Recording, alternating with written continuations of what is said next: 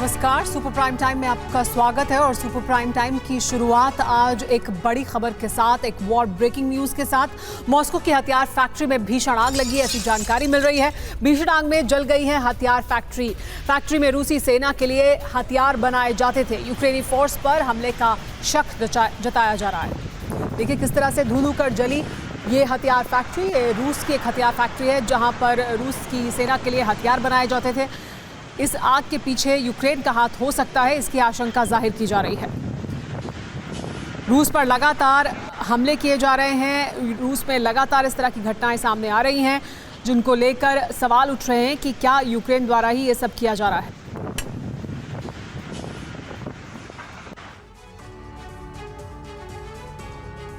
लेकिन बारूदी तबाही देखते देखते कीव ने अचानक अपनी रणनीति बदल दी और फैसला कर लिया कि यही बारूदी तबाही रूस को भी महसूस करने पर मजबूर किया जाएगा। इसीलिए पिछले 48 घंटे से यूक्रेन ऐसे अटैक कर रहा है जिससे रूस विध्वंसक कदम उठाने पर मजबूर हो सकता है। और अगर रूस विध्वंसक कदम उठाता है तो ये यूक्रेन के पक्ष में माहौल बना देगा। लेकिन सवाल यह है कि यूक्रेन ने अब तक इस रणनीति से जंग क्यों नहीं लड़ी। इस सवाल का जवाब इस रिपोर्ट में देखिए। अंतिम जंग या आगाज, विध्वंस या महाविनाश। यूक्रेन के क्रीमिया और मॉस्को पर हमले की गति बढ़ रही है। पहले ड्रोन से क्रीमिया को दहलाने की कोशिश, फिर कर्च ब्रिज पर ताबड़तोड़ मिसाइल अटैक। मॉस्को पर दहलाने वाले हमले की कोशिश, सब एक ही पैटर्न में हो रहा है।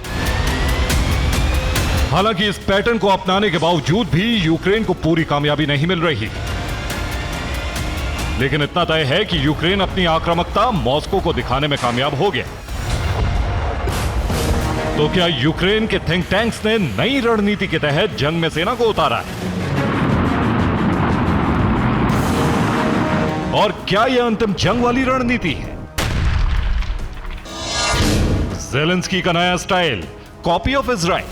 जाहिर तौर पर करीब 1.5 साल से रूस के खिलाफ लड़ते हुए मिन्स्की पैलेस के रणनीतिकारों को कई अनुभव मिले हैं, इसलिए एक निष्कर्ष पर पहुंचकर घातक रणनीति लागू की जा सकती है। लेकिन जानकार बताते हैं कि यह रणनीति नकल है, और यह नकल है इजराइल की वॉरफेयर स्ट्रेटेजी की,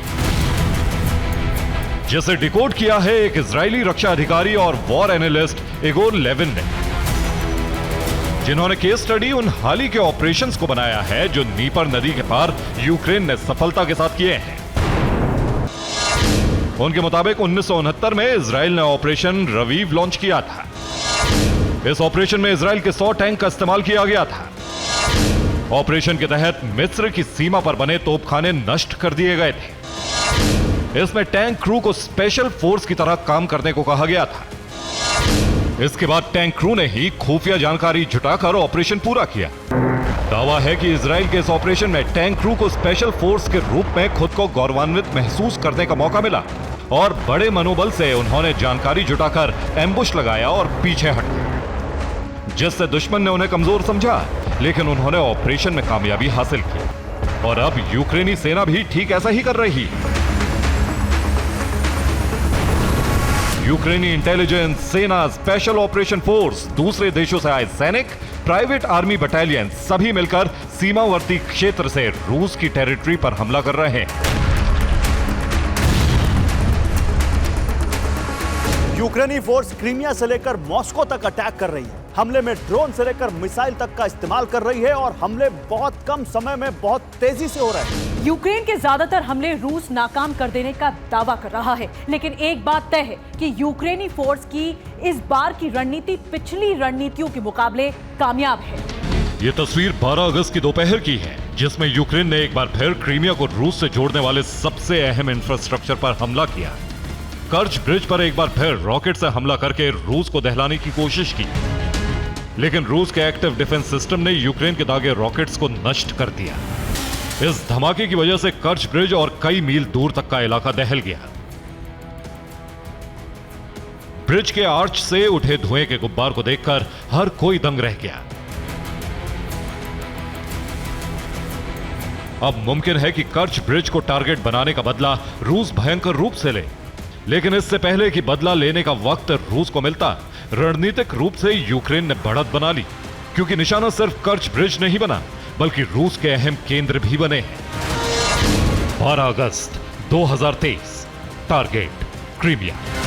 11 अगस्त से क्रीमिया पर जो हमले शुरू हुए वो 24 घंटे तक लगातार क्रीमिया को दहलाते रहे। स्थिति यह थी कि क्रीमिया में तैनात रूस के एयर डिफेंस सिस्टम लगातार टारगेट इंटरसेप्ट करने में लगे रहे।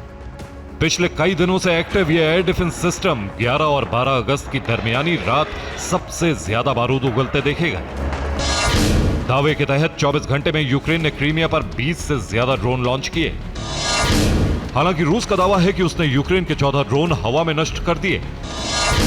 इनमें 6 ड्रोन्स इलेक्ट्रोमैग्नेटिक हथियारों से गिराए गए। बाकी 8 ड्रोन्स को एयर डिफेंस सिस्टम ने मिसाइल से गिराया। इसके अलावा यूक्रेन ने 8 मिसाइल भी क्रीमिया पर दागी, जिन्हें रूस ने एयर डिफेंस से ही इंटरसेप्ट कर लेने का दावा किया। लेकिन इसका मतलब यह बिल्कुल नहीं है कि यूक्रेन नाकाम रहा, बल्कि यूक्रेन रूस को दहलाने में रणनीतिक रूप से कामयाब रहा। दावा यह भी है कि ड्रोन और मिसाइल्स के अलावा यूक्रेन ने उसी समय पर रॉकेट से भी हमला किया, जो कामयाब रहे। वहीं सेवेस्तोपोल में अनमैन्ड सरफेस वेसल से हमले की कोशिश की। इसके बाद रूसी फोर्स का ध्यान भटकाकर चोनहार पुल को निशाना बनाया और फिर कर्च ब्रिज को दहला दिया। और कामयाबी का प्रमाण है रूस के विदेश मंत्रालय का बयान। रूसी विदेश मंत्रालय की प्रवक्ता मारिया ज़ाखारोव के मुताबिक यूक्रेन ने क्रीमिया और कर्च ब्रिज पर हमले की कोशिश की है। यूक्रेन ने हमारे क्षेत्र में विध्वंस करने की कोशिश की है। यूक्रेन को उसकी हरकतों का जवाब दिया जाएगा। यूक्रेन ने जो कदम उठाया है वो बिल्कुल गलत है। अब उम्मीद थी कि यूक्रेनी फोर्स रूस की चेतावनी से कदम पीछे खींचती, लेकिन ऐसा हुआ नहीं। क्रीमिया को जोड़ने वाले कर्च और चोनहार ब्रिज के पास फिर से यूक्रेनी ड्रोन्स की उड़ान दर्ज हुई। दरअसल काउंटर ऑफेंसिव फेल होने के बाद यूक्रेन की रणनीति में बड़ा बदलाव होते हुए देखने को मिल रहा है। यूक्रेन एक बार फिर आक्रामक है और रूस डिफेंसिव मुद्रा में। हालांकि ये अलग बात है कि यूक्रेन पूरी ताकत लगाकर भी रूस के कब्जे में कोई क्षेत्र छीन नहीं पाएगा। उल्टे हथियारों की कमी की वजह से और भयावह नतीजे भी सामने आ सकते हैं। लेकिन सवाल इजराइल स्टाइल के हमले की रणनीति पर है। आखिर इस रणनीति से हासिल क्या होगा? क्या यूक्रेन अपनी हार टाल पाएगा? जवाब यूक्रेन की मौजूदा स्थिति और झटपटाहट से मिलता है। दरअसल यूक्रेन को रूस के खिलाफ जंग में कोई बड़ी कामयाबी नहीं मिली थी, इसलिए नाटो देश यूक्रेन को पैकेज देने से कतरा रहे हैं। हथियारों की सप्लाई जल्दी देने से भी मददगार हाथ पीछे खींच रहे हैं। नाटो देशों का यूक्रेन की रणनीति पर भरोसा घट गया है। यही वजह है कि यूक्रेन ने इजराइल जैसी रणनीति अपनाकर रूसी भंडार को टारगेट किया है। रूस को पहुंचाए गए नुकसान को यूक्रेन बड़ी कामयाबी बता सकेगा। मुमकिन है कि इससे नाटो देश यूक्रेन की मदद के लिए फिर से आ गया है, भारी भरकम पैकेज भी दे, हथियार भी दे। लेकिन इससे यूक्रेन की हार टल जाएगी ऐसा लगता नहीं, क्योंकि रूस ने अब भी अपने वो विकल्प नहीं खोले हैं जो न्यूक्लियर ना होकर भी न्यूक्लियर विध्वंस जैसी तबाही मचा सकते हैं। और अगर रूस को उकसाया गया तो उन हथियारों का भी इस्तेमाल हो सकता है। यानी जीत किसी भी कीमत पर रूस के दुश्मनों की नहीं होगी। Bureau report, TV9 Bharatvarsh. और सुपर प्राइम टाइम में आगे बढ़ने से पहले युद्ध के मैदान से आ रही इस वक्त की बड़ी खबर आपको बता दें। युद्ध के मैदान में यूक्रेन को बहुत बड़ी चोट लगी है। यूक्रेन पर रूस का ड्रोन से विध्वंसक प्रहार देखने को मिला है। यूक्रेन में स्टारलिंक कम्युनिकेशन पॉइंट तबाह हो गया है। स्टारलिंक की मदद से जंग लड़ रहा है यूक्रेन और ये बड़ा नुकसान है यूक्रेन के लिए।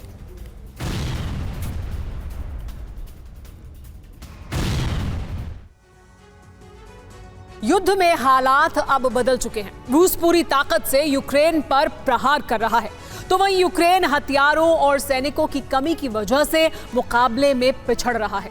नेटो के एयर डिफेंस से कीव को अभेद्य कवच मिला था, लेकिन अब रूस अपनी किंजल मिसाइलों का भी इस्तेमाल कर रहा है। यूक्रेन के लिए हर नया दिन अब नई तबाही लेकर आ रहा है। शनिवार को भी यूक्रेन के कई इलाकों पर भीषण प्रहार हुआ। सूमी से लेकर खार्किव तक भारी गोलाबारी हुई। डोनेस्क और ज़पोरिज्जिया में दोनों सेनाओं के बीच भीषण जंग चल रही है।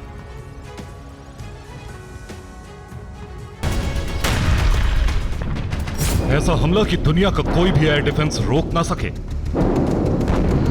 ऐसा प्रहार कि कई किलोमीटर का इलाका दहल जाए। ऐसा अचूक प्रहार जिससे बचना मुश्किल ही नहीं, नामुमकिन है। शनिवार को यूक्रेन का सामना रूस की उसी घातक मिसाइल से हुआ। रूस ने किंजल मिसाइल से कीव पर हमला किया और यूक्रेन के दावे को सच माने तो एक दो नहीं बल्कि रूस ने लगातार 17 किंजल मिसाइलें दागी हैं।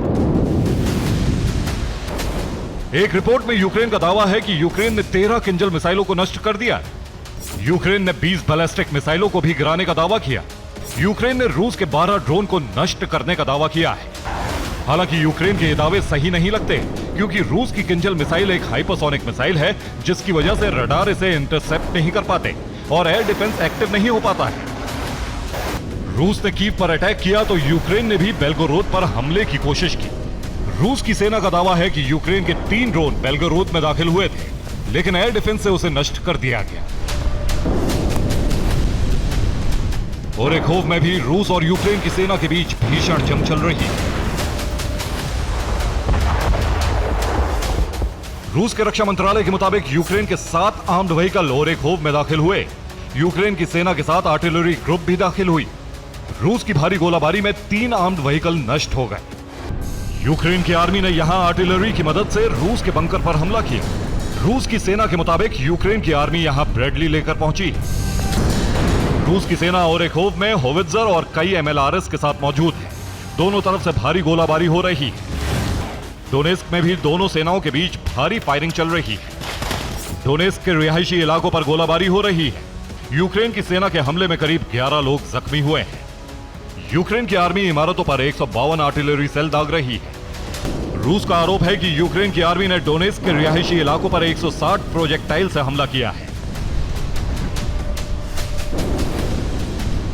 रूस ने यूक्रेन पर डोनेस्क में क्लस्टर बम के इस्तेमाल का भी आरोप लगाया है। डोनेस्क में यूक्रेन की फौज लार्ज कैलिबर आर्टिलरी, मोटार और ड्रोन के बड़े जखीरे के साथ मौजूद है। सूमी पर रूस की सेना की गोलाबारी जारी है। शनिवार को सूमी के 4 इलाकों पर गोलाबारी की गई। सूमी के ज्यादातर रिहायशी इलाके अब पूरी तरह से खाली हो चुके हैं। खेरसोन में यूक्रेन ने एक बार फिर रूस के हथियारों के गोदाम को निशाना बनाया है। ड्रोन से लोकेशन लेने के बाद हाइमार्स से वेपन डिपो पर प्रहार किया गया। इस इमारत में यूक्रेनी सेना ने ठिकाना बनाया था। यहीं से ड्रोन लॉन्च किए जा रहे थे। रूस के ड्रोन ने इस इमारत की रेकी की और फिर रूस के कई अटैक ड्रोन ने इस इमारत को घेर लिया। देखिए कैसे यूक्रेनी सैनिक इस इमारत से निकलने की कोशिश में हैं। लेकिन रूस के कई ड्रोन यहां मौजूद थे और इमारत की खिड़कियों पर ड्रोन से अटैक हुआ। इमारत में आग लग गई। आखिर में किसी तरह यूक्रेनी सेना का जवान यहां से गाड़ी में सवार होकर निकल सका। अब रूस का यूक्रेन के GMLRS पर अटैक देखिए। रूस की आर्मी यूक्रेन के ज्यादा से ज्यादा हथियारों को खत्म कर रही है। ड्रोन से लगातार इस तरह का सर्च ऑपरेशन चल रहा है। यूक्रेन की आर्टिलरी, होवित्जर और टैंक्स को रूस की आर्मी खत्म कर रही है। ज़ैपोरिज़िया में एक बार फिर भीषण जंग चल रही है। यूक्रेन के सैनिकों पर रूस का भीषण प्रहार हो रहा है। रूस ने ज़ैपोरिज़िया में यूक्रेन के एक और हथियार डिपो को नष्ट कर दिया है। ज़ैपोरिज़िया में रूस के भारी हमले के बाद दावा किया जा रहा है कि यूक्रेन के 200 सैनिकों की मौत हो गई। यूक्रेन के 20 भारी हथियार भी नष्ट हो गए। यूक्रेन के टैंक और आर्म्ड व्हीकल तबाह हो गए। ज़ैपोरिज़िया में रूस की आर्मी ने यूक्रेन को भारी नुकसान पहुंचाया है। दावा है कि यूक्रेन के एक ड्रोन को गिरा दिया गया। बाख्मुत में भी यूक्रेन की सेना मिशन चला रही है। रिपोर्ट के मुताबिक यहां रूस के कई टैंक्स को यूक्रेन ने ड्रोन से नष्ट कर दिया है। रूस को इस इलाके में T-72, T-80 और T-90 जैसे टैंक्स को गंवाना पड़ा है। उरुज़ाइन में यूक्रेन ने रूसी ठिकानों पर भीषण हमला किया है। यहां रूस के सैन्य ठिकाने पर गाइडेड मिसाइल से हमला किया गया। जबकि कुपियांस्क में रूसी फोर्स को बड़ी कामयाबी मिली है। कुपियांस्क में यूक्रेनी फोर्स के 2 ठिकानों पर कब्जा कर लिया है। कुपियांस्क में 3 यूक्रेनी चौकियों को खाली कराया गया है, जबकि ओलशाना इलाके में भी रूसी फोर्स ने कब्जा जमा लिया है। निकोलेवका में यूक्रेन के कम्युनिकेशन सेंटर पर हमला हुआ है। इस अटैक में स्टारलिंक टर्मिनल तबाह हो गया। यह विदेशी लड़ाकों का सेंटर था। रूस ने यहां टॉर्नेडो एस मिसाइल से प्रहार किया। Bureau report, TV9 Bharatvarsh.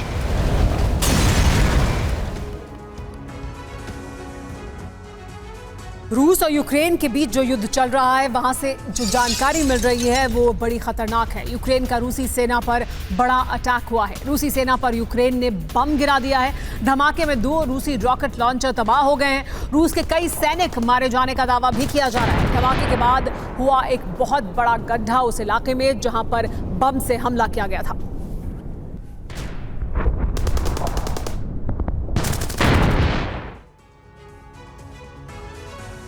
क्या रूस और नेटो में युद्ध होने जा रहा है? क्या युद्ध में नेटो सेनाएं उतरने वाली हैं? ये सवाल इसलिए क्योंकि नेटो सदस्य तुर्की और ब्रिटेन ने जो कुछ किया है उससे महाविनाश का सायरन बजा दिया है। युद्ध के मैदान में आज बहुत बड़ा और चौंकाने वाली जानकारी सामने आई है। तुर्की ने यूक्रेन को क्लस्टर बम की बड़ी खेप दे दी है। अब यूक्रेनी सेना इसी से रूसी इलाकों को तबाह कर रही है। तो सवाल यही है कि अब पुतिन का अगला कदम क्या होगा? क्या अब महाविध्वंस होने जा रहा है? एक साथ अनगिनत धमाके और एक बड़े इलाके में महाविनाश। ये क्लस्टर विनाश है जिससे युद्ध का मैदान खून से लाल होता जा रहा है। यूक्रेन रूस के कब्जे वाले इलाकों पर क्लस्टर बम से भीषण हमला कर रहा है। युद्ध सबसे खतरनाक दौर में प्रवेश कर गया है। इस बीच यूक्रेन के क्लस्टर हमले को लेकर बहुत बड़ा और चौंकाने वाला खुलासा हुआ है। यूक्रेनी फोर्स तुर्की के क्लस्टर बम से हमला कर रही है।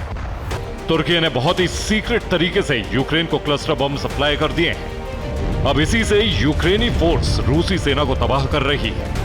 यूक्रेन को जब अमेरिका ने क्लस्टर बम दिया था, तभी पेंटागन ने ऐलान कर दिया था कि कई और देश यूक्रेन को क्लस्टर बम की खेप दे चुके हैं। आज पेंटागन का ऐलान 100% सच साबित होता हुआ दिख रहा है। तुर्की के क्लस्टर बम के जरिए ही यूक्रेन अपने काउंटर ऑफेंसिव प्लान को आगे बढ़ा रहा है। इंटेलिजेंस एजेंसियों के मुताबिक तुर्की के राष्ट्रपति अर्दोआन ने यूक्रेन को क्लस्टर बम की बहुत बड़ी खेप दे दी है। डोनेस्क में तुर्की के क्लस्टर बम से यूक्रेनी फोर्स ने भीषण प्रहार किया। यूक्रेन ने 1 घंटे के अंदर 6 बार क्लस्टर बम से हमला किया। इस हमले से डोनेस्क का बहुत बड़ा इलाका शमशान घाट बन गया। बड़ी तादाद में दुकान और मकान जमींदोज हो गए। यूरोपियन यूनियन ने यूक्रेन को 2,25,000 बम दिए। तुर्की के क्लस्टर बम और यूरोपियन यूनियन के बारूद से यूक्रेन के काउंटर अटैक को नई धार मिलने की उम्मीद।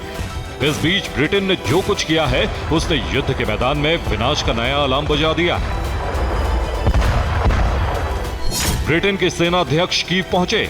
उन्होंने यूक्रेन के आर्मी चीफ से बात और मुलाकात की। माना जा रहा है कि ब्रिटेन और यूक्रेन के सेना अध्यक्ष ने क्रीमिया पर हमले का एक नया प्लान बनाया है। दावा तो यह भी किया जा रहा है कि अब युद्ध में नेटो की सेनाओं की सीधी एंट्री हो सकती है। तुर्की, ब्रिटेन और पोलैंड आजकल जो कुछ कर रहे हैं वो इसी बात का इशारा कर रहे हैं कि अब रूस और नाटो के बीच सीधी जंग हो गई है। एक ऐसी जंग जिसकी आग में कई देश जलकर खत्म हो जाएंगे। नाटो देश बहुत ही जल्द युद्ध के मैदान में उतर सकते हैं। इस बात की संभावना इसलिए बहुत ज्यादा है क्योंकि यूक्रेन हार के कगार पर खड़ा है। पिछले 1 महीने में रूसी सेना जिस तरह से भीषण हमले कर रही है उससे यूक्रेन तबाह होता जा रहा है। मौजूदा सूरत हाल यह है कि इस वक्त यूक्रेन के पास ना तो जवान है ना ही हथियार। यूक्रेन का एयर डिफेंस पूरी तरह खत्म हो चुका है, लिहाजा वो रूस के हमलों को रोकने में नाकाम साबित हो रहा है। ऊपर से पुतिन किंजल जैसी हाइपरसोनिक मिसाइलों से विध्वंस कर रहे हैं। रूस के इन हमलों से यूक्रेन इस तरह पस्त हो चुका है कि वो कभी भी सरेंडर कर सकता है। इसीलिए इस बात को माना जा रहा है कि यूक्रेन को रेस्क्यू करने के लिए, ज़ेलेंस्की को हार से बचाने के लिए अब युद्ध में नाटो की सीधी एंट्री होने वाली है। अगर ऐसा हुआ तो एटमी जलजला आएगा, दुनिया के एक बड़े हिस्से का नामो निशान मिट जाएगा। Bureau report, TV9 Bharatvarsh.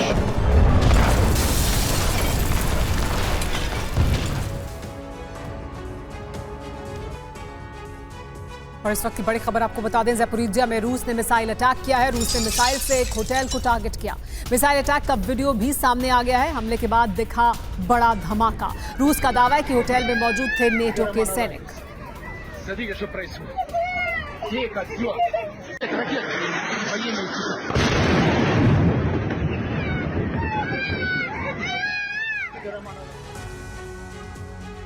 क्या पुतिन ने न्यूक्लियर वॉर की एक्सरसाइज शुरू कर दी है? पुतिन के न्यूक्लियर जोन में अचानक हलचल क्यों बढ़ गई है? क्या पुतिन ने एटमी हमले की तैयारी कर ली है? दरअसल पुतिन ने अपने न्यूक्लियर साइट को एक्टिवेट कर दिया है। आर्कटिक में रूस ने गतिविधियां बढ़ा दी हैं। आर्कटिक में रूस और नेटो की सीधी टक्कर हो सकती है। आखिर पुतिन का आर्कटिक प्लान क्या है? क्या आर्कटिक फ्रंट पर पुतिन की जोरदार तैयारियां न्यूक्लियर वॉर का ऐलान भी हैं? पुतिन का आर्कटिक फ्रंट समंदर से होगा एटमी विस्फोट।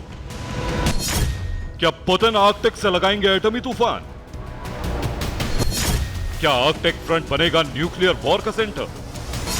पुतिन ने साल 2022 में जो प्रण लिया था, क्या वो उसे 2023 में पूरा करने जा रहे हैं? क्या पिछले साल पुतिन ने जो ऐलान किया था उसे अब अंजाम देने जा रहे हैं? पिछले साल पुतिन ने न्यूक्लियर सुनामी लाने की चेतावनी दी थी। अब वो एटमी धमाका करके सबसे बड़ा बारूदी जलजला ला सकते हैं और इसका सेंटर बन सकता है आर्कटिक। वो आर्कटिक जहां रूस और नाटो की सीधी टक्कर है। आर्कटिक में रूसी फौज की गतिविधियां बहुत बढ़ गई। रिपोर्ट्स के मुताबिक आर्कटिक में रशियन नेवी एटमी हमले की एक्सरसाइज कर रही है। पुतिन ने अपने रक्षा मंत्री सर्गेई शोइगु को आर्कटिक में न्यूक्लियर साइट की निगरानी के लिए भेजा। रूसी रक्षा मंत्री ने आर्कटिक में रूसी न्यूक्लियर साइट का जायजा लिया। रूसी रक्षा मंत्री ने आर्कटिक में सैन्य तैयारियों का भी मुआयना किया।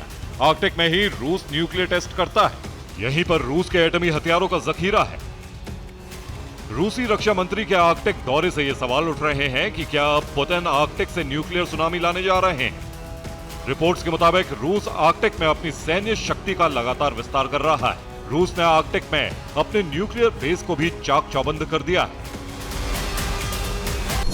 रूस ने आर्कटिक में बड़े बड़े सैन्य अड्डे बना रखे हैं। रूस ने उत्तर में 50 से अधिक सैन्य चौकियों को फिर से खोल दिया है। आर्कटिक में रूस ने 10 रडार स्टेशनों को अपग्रेड किया है। आर्कटिक में आधुनिक मिग-31 लड़ाकू विमान के साथ एंटी शिप और एंटी एयरक्राफ्ट मिसाइलों को तैनात किया गया है। आर्कटिक में रूस ने पोसाइडन टॉर्पीडो के अलावा कई बेहद घातक हथियारों की तैनाती भी कर रखी है। रूस ने इस इलाके में नेटो और अमेरिका के बराबर ही फौजियों और हथियारों की तैनाती कर रखी है। रूस इस इलाके में लगातार अपने नए हथियारों की टेस्टिंग भी कर रहा है। रूस ने अपनी नौसैनिक ताकत बढ़ाने के लिए उत्तरी कमान को काफी एडवांस बनाया है। उत्तरी कमान के बेड़े में रूसी नौसेना ने नए और आधुनिक युद्धपोतों को शामिल किया है। इनमें से कई युद्धपोतों पर दुनिया की सबसे खतरनाक हाइपरसोनिक मिसाइल किंजल को तैनात किया गया है। आर्कटिक क्षेत्र में कुल 8 देश हैं, जिसमें रूस, America, Canada, Denmark, Finland, Iceland, Sweden और नॉर्वे शामिल है। इसमें सबसे लंबी सीमा रूस की है। रूस का करीब 24,000 किलोमीटर लंबा बॉर्डर एरिया आर्कटिक से लगता है। आर्कटिक महासागर के एक बड़े हिस्से में पूरे साल बर्फ जमी रहती है। कई किलोमीटर गहरी और मोटी बर्फ की परत की वजह से आर्कटिक को दुनिया का सबसे खतरनाक महासागर कहा जाता है। यह दुनिया का वो इलाका है जहां इंसानों का लंबे वक्त तक रहना मुश्किल है। रूस की सीमा का बड़ा हिस्सा आर्कटिक महासागर से लगा हुआ है। जार के साम्राज्य के दौर से ही आर्कटिक महासागर के आसपास के इलाकों पर रूस का कब्जा रहा है। आर्कटिक महासागर में पिछले कुछ सालों में रूस ने कई सैनिक अड्डे बसाए। रूस पर दबाव डालने के लिए अमेरिका की तैयारियां भी युद्ध स्तर पर जारी। आर्कटिक रीजन में अमेरिका ने B-52 बॉम्बर तैनात कर रखे हैं। 2 महीने पहले जून में नाटो ने रूस की सीमा के करीब आर्कटिक चैलेंज नाम से सबसे बड़ा युद्धाभ्यास किया था, जिसमें नाटो के 14 देशों ने हिस्सा लिया था। इसके बाद से ही पुतिन आर्कटिक फ्रंट पर काफी एक्टिव नजर आ रहे हैं। पुतिन ने इस फ्रंट पर हाल ही में अपनी सेना को सभी तैयारियां मुकम्मल करने के निर्देश दे दिए हैं। बर्फ से ढके आर्कटिक इलाके में रूसी सेना के पास एक से बढ़कर एक घातक हथियार और लड़ाकू विमान, जिसमें न्यूक्लियर सबमरीन से लेकर युद्धपोत और 5वीं पीढ़ी के स्टेल्थ फाइटर जेट भी हैं। आर्कटिक में रूस अपने रडार स्टेशन से 24 घंटे नाटो की गतिविधियों पर नजर रखता है। साथ ही अमेरिकी आर्मी की निगरानी भी करता रहता है। आर्कटिक में रूस और अमेरिका के बीच सीधा मुकाबला है, इसलिए दोनों जंगी घमासान में एटमी तूफान लाने की तैयारी कर रहे हैं। क्योंकि रूस और अमेरिका जिन हथियारों का इस्तेमाल करेंगे, उनकी असली ताकत ही है nuclear attack. Bureau report, TV9 Bharatvarsh. Ukraine के खिलाफ रूस के बारूदी ऑपरेशन के बाद नेटो कंट्रीज ने खुलकर यूक्रेन की मदद की है, लेकिन रूस की मदद के नाम पर सिर्फ एक ही ऐसा देश है जिसने खुले तौर पर मदद पहुंचाई है। वो देश है ईरान। अमेरिका के दुश्मन ईरान ने ही कामिकाज़े शाहिद ड्रोन की खेप रूस भेजकर नेटो के प्लान को न सिर्फ फेल कर दिया, बल्कि उनके हथियार तबाह करके उन्हें आर्थिक नुकसान भी पहुंचाया। इससे ईरान भी नेटो के टारगेट पर आया। लेकिन अब खबर यह है कि रूस को ड्रोन सप्लाई की जरूरत नहीं है, क्योंकि ठीक ईरान के ड्रोन की कॉपी रूस में तैयार होने लगी है। देखिए ये रिपोर्ट। नाटो और यूक्रेन की भारी भरकम हथियार वाली दोस्ती अमेरिका के दो दुश्मनों ने हाथ मिलाकर कमजोर कर दी। रूस की डील ईरान से ड्रोन की हुई, जिसे बहुत कम वक्त में रूस पहुंचाया गया, और फिर यूक्रेन की जमीन पर रूस ने सस्ते ईरानी ड्रोन से तबाही मचा दी। नतीजतन कई देश आर्थिक संकट से घिर गए और नाटो में फूट पड़ने लगी, और इस फूट को खाई बनाने की तरफ ईरान रूस आगे बढ़े। ईरान ने रूस में ही घातक कामिकाज़ी ड्रोन मैन्युफैक्चरिंग यूनिट लगाने की डील की, जिसके बाद रूस को कभी घातक ड्रोन की कमी नहीं हुई। हालांकि यूनिट अभी तक पूरी तरह से तैयार नहीं है, इसलिए अनुमान था कि जंग में यूक्रेन को इसका फायदा मिलेगा। लेकिन इससे पहले कि यूक्रेन फायदा उठा पाता, रूस ईरान ने मिलकर यूक्रेन के इरादे पर पानी फेर दिया। ड्रोन रेडी, मेड इन रूस, खुफिया रिपोर्ट में सबूत। दरअसल एक हथियार रिसर्च ग्रुप ने रूस के हथियारों को लेकर एक रिपोर्ट तैयार की है, जिसमें एक ऐसे हथियार का जिक्र है जो ईरान के कामिकाज़ी ड्रोन शाहेद 131 नहीं है, बल्कि ठीक ईरानी ड्रोन जैसा ही मेड इन रूस ड्रोन है। और दावा यह है कि रूस ने इस आत्मघाती ड्रोन का इस्तेमाल भी शुरू कर दिया है। यानी यूक्रेन पर जो खतरनाक ड्रोन रूस लॉन्च कर रहा है, वो ईरान से सप्लाई नहीं हो रहे हैं, बल्कि उनकी मैन्युफैक्चरिंग खुद रूस कर रहा है। ये कैसे हुआ, इसे जानने से पहले रिपोर्ट कितनी पुख्ता है इसे समझ लीजिए। रिपोर्ट एक स्वतंत्र हथियार रिसर्च ग्रुप ने तैयार की है। ये ग्रुप जंग में इस्तेमाल हथियारों के मलबे से हथियार की पहचान करता है। रिसर्च में बिल्कुल नया एक कामिकाज़ी ड्रोन देखा गया। रूस में ड्रोन ईरानी शाहेद 131 ड्रोन की कॉपी था, यानी ड्रोन ईरान का नहीं था, लेकिन रूस में ईरान की तकनीक से तैयार कामिकाज़ी ड्रोन था। इस ड्रोन का नाम है गेरान 1 ड्रोन।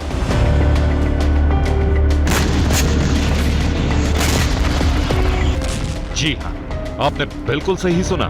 जिस ईरानी ड्रोन को रूस ने गेरान 1 नाम दिया है, वो शाहेद 131 कामिकाज़ी ड्रोन है। बस इसमें जो बदलाव हुआ है वो इतना कि रूस ने इसे और भी ज्यादा रेंज देकर ज्यादा पेलोड ले जाने में सक्षम बनाया है। दूसरे शब्दों में कहा जाए तो ये ड्रोन रूस नहीं, बल्कि ईरान ने ही रूस में लगाई अविकसित अपनी यूनिट में तैयार किया है। और जाहिर है कि इनकी संख्या 100-200 नहीं होगी, बल्कि हजारों में होगी। तो क्या ड्रोन वॉर का नया दौर शुरू होने वाला है? क्या नाटो को फिर ड्रोन से जवाब मिलेगा? क्या नाटो के भारी हथियार रूस ड्रोन से तबाह करेगा? सवाल इसलिए क्योंकि रूस ऐसा कर चुका है। सर्दी के बाद रूस ने ऐसे ड्रोन से न सिर्फ यूक्रेनी शहरों को टारगेट किया था, बल्कि नाटो से मिले भारी भरकम टैंक और दूसरे हथियारों को भी ड्रोन की मदद से ही तबाह कर दिया था। और यह आसान इसलिए था क्योंकि ईरान के आत्मघाती ड्रोन दूसरे हथियारों के मुकाबले बेहद सस्ते साबित हुए हैं। और यही वजह है कि रूस ने ईरान से ड्रोन मेकिंग यूनिट के लिए डील की थी।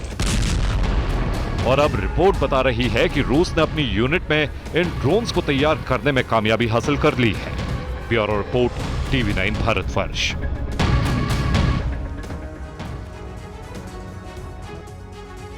इस वक्त की बड़ी खबर आ रही है बेलारूस से। बेलारूस से सटे बॉर्डर पर सेना बढ़ाएगा पोलैंड, ये जानकारी मिल रही है। पोलैंड बॉर्डर पर 10,000 सैनिक भेजेगा। पोलैंड को बेलारूस की तरफ से हमले का खतरा है। वैगनर लड़ाके भी पोलैंड पर हमला कर सकते हैं, इसकी आशंका जाहिर की जा रही है। खतरे को देखते हुए पोलैंड बॉर्डर पर सेना को बढ़ाने जा रहा है। अमेरिका को अब सिर्फ यूक्रेन की नहीं बल्कि पोलैंड की भी चिंता है। पोलैंड बेलारूस की सीमा पर तनाव बढ़ता जा रहा है। हालात ऐसे हैं कि रूस कभी भी बेलारूस के नाम का सहारा लेकर पोलैंड पर अटैक कर सकता है। पोलैंड में वैगनर फोर्स का डर भी बढ़ता जा रहा है। सिर्फ बॉर्डर ही नहीं बल्कि अब राजधानी की सड़कों पर भी टैंक घूमने लगे हैं।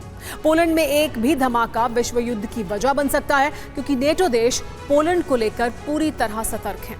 अमेरिका चेतावनी दे चुका है कि पोलैंड पर किसी तरह का हमला नेटो पर हमला माना जाएगा। जो यूक्रेन की वजह से नहीं हुआ वो पोलैंड की वजह से होना तय लग रहा है। पुतिन के मन में क्या चल रहा है दुनिया बस इसका अंदाजा लगा रही है। लेकिन पोलैंड में एक धमाके के बाद बाइडेन क्या करेंगे ये पूरी दुनिया अच्छी तरह से जानती है।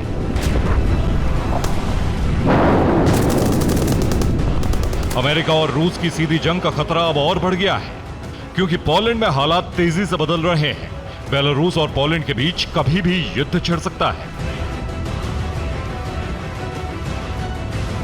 पोलैंड में दहशत का आलम कैसा है इन तस्वीरों से समझा जा सकता है। बॉर्डर पर तो सख्त पहरा है ही, सड़कों पर भी टैंक से गश्त लगाई जा रही है।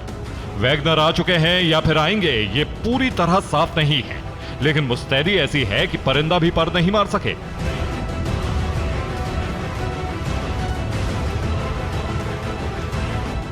पोलैंड ने बेलारूस बॉर्डर पर वाटर कैनन की तैनाती की है ताकि किसी घुसपैठ को बिना गोली चलाए रोका जा सके। वैगनर्स फोर्स की हर मूवमेंट के साथ नाटो देशों में अलर्ट बढ़ता जा रहा है।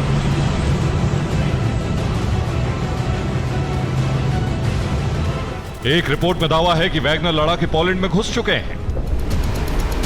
पोलैंड में बेलारूस से आए लोगों की गिरफ्तारी शुरू हो गई है। किसी पर भी शक होते ही पूछताछ शुरू कर दी गई है। होटल में ठहरे लोगों की जांच शुरू हो गई है। पोलैंड के बाहरी इलाकों में पुलिस को सतर्क किया गया है। पोलैंड की राजधानी में सुरक्षा बढ़ा दी गई है। सेना से जुड़ी इमारतों में भी पहरा है। बेलारूस पर कई हमले होने के बाद रूस ने चेतावनी दी है, जिसकी वजह से पोलैंड बॉर्डर पर युद्ध की तैयारी और तेज हो गई है।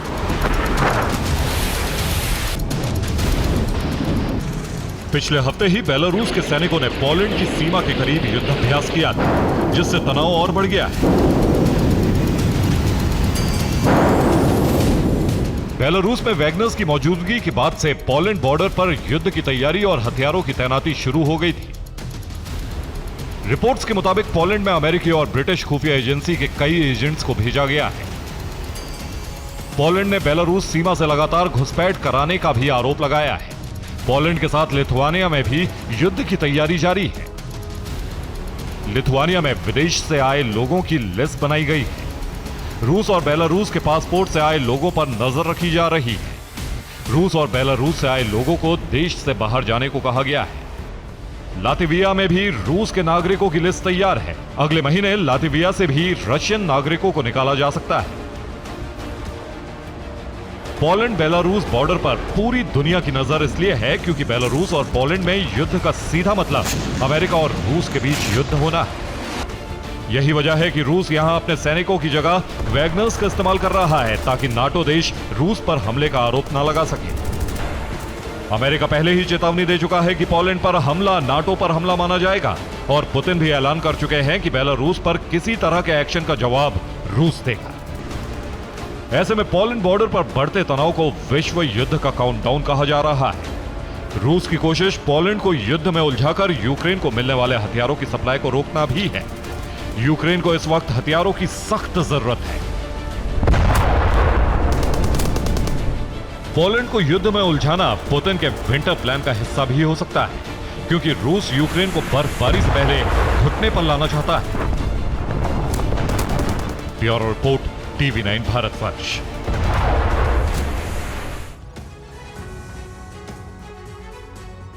ताइवान को लेकर चीन ने एक बार फिर नया दांव चला है। चीन ने ताइवान और अमेरिका दोनों को धमकी दी है।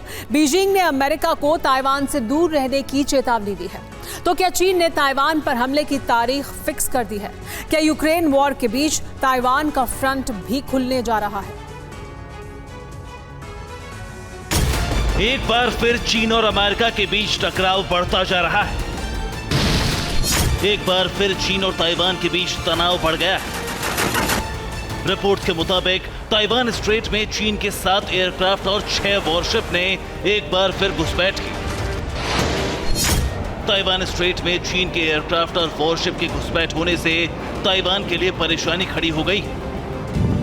रिपोर्ट्स के मुताबिक ताइवान ने अपनी सीमा के पास चीन के 7 एयरक्राफ्ट और 6 वॉरशिप को ट्रैक किया। इसके लिए ताइवान ने PLA की गतिविधियों पर नजर रखने के लिए लड़ाकू विमान और वॉरशिप भेजे। ताइवान ने अपने मिसाइल डिफेंस सिस्टम को एक्टिवेट कर दिया। रिपोर्ट्स के मुताबिक ताइवान की सरहद में घुसपैठ के दौरान पीएलए के किसी भी विमान ने ताइवान स्ट्रेट को पार नहीं किया। जानकारी के मुताबिक इस महीने अब तक चीन ने ताइवान के आसपास 145 लड़ाकू विमान भेजे। एक महीने के अंदर ही पीएलए ने 87 वॉरशिप भी भेजे।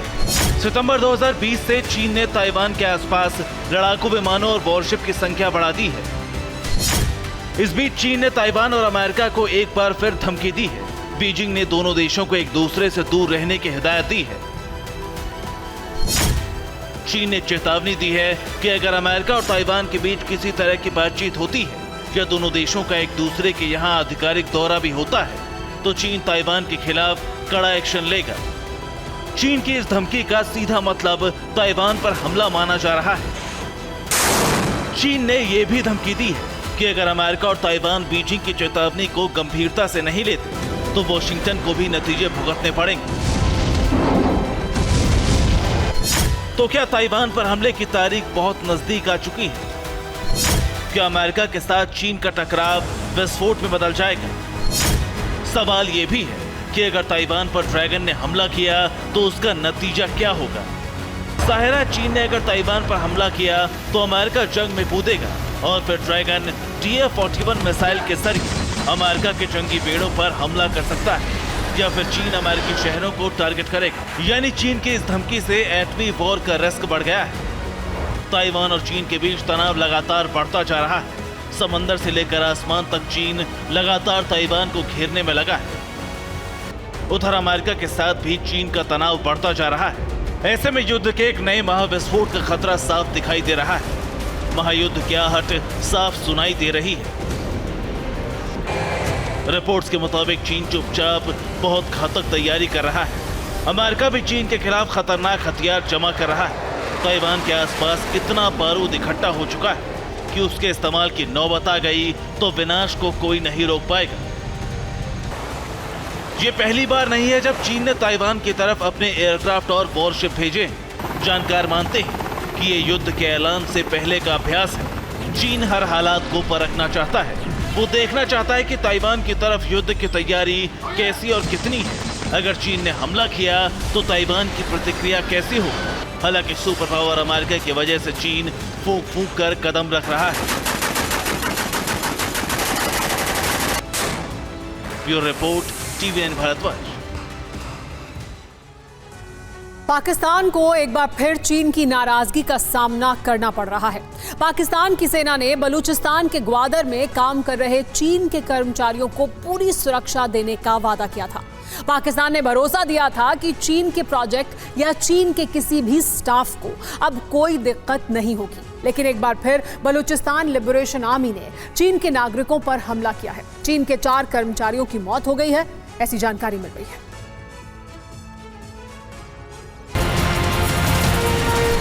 बलूचिस्तान लिबरेशन आर्मी ने एक बार फिर अपनी मौजूदगी और मजबूती का सबूत पेश किया है। पीएलए को करीब करीब खत्म कर देने के दावे कितने सच हैं ये दुनिया ने देख लिया है। पीएलए ने एक बार फिर सेना के काफिले के साथ जा रहे चीन के इंजीनियर्स पर हमला किया। असॉल्ट राइफल से गोलियां चलाई गईं और कई ग्रेनेड फेंके गए। रिपोर्ट के मुताबिक 4 चीनी नागरिकों की मौत हो गई। पाकिस्तानी सेना के 9 जवान भी मारे गए। पीएलए के 2 लड़ाकों की भी मौत हुई। हमला बलूचिस्तान प्रांत के ग्वादर में रविवार की सुबह हुआ। पीएलए ने दावा किया है कि उसकी मजीद ब्रिगेड के 2 फिदाइनों ने इस हमले को अंजाम दिया है। हमले के वक्त पाकिस्तान सेना एस्कॉर्ट करके चीनी इंजीनियरों को एक साइट की तरफ ले जा रही थी। यह हमला रविवार को ग्वादर के फकीर ब्रिज पर हुआ। हमले के बाद सड़क पर ट्रैफिक को रोक दिया गया और लंबा जाम लग गया। पीएलए को पाकिस्तान आतंकी ग्रुप कहता है। पीएलए पाकिस्तान का एक विद्रोही संगठन है। मकसद बलूचिस्तान को आजाद कराना है। पाकिस्तान सहित कई देश इसे आतंकी संगठन मानते हैं। 1970 के बाद से पीएलए कई बार हमले कर चुका है।